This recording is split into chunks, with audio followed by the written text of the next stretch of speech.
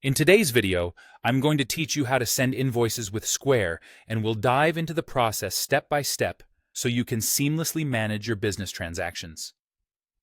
Let's get started by opening your web browser and heading over to Square's official website. Once there, log in using your credentials to access your account. If you encounter issues with logging in, it's always a good idea to double-check your username and password or reset it if necessary. Once you're logged in, you'll find yourself on the dashboard. This is your main hub for managing your Square account, and from here, you'll want to locate the Invoices section. You can usually find it on the navigation menu. Click on it, and you'll be taken to a new page specifically designed for creating and managing invoices. Now, it's time to create a new invoice. Search for the Create Invoice button and click on it. This will open a new form where you can start filling out the details of the invoice. First, you need to decide to whom you're sending this invoice. If the customer is already in your directory, you can easily select them from the list. If they're new, simply add their name and email address to ensure the invoice goes to the right place. Next, move on to the item details. Here, you can select items or services from your item library. This convenient feature allows you to quickly pick what you're invoicing for without needing to re-enter details each time. Be precise with the quantities you enter, and do not forget to add any applicable taxes or discounts.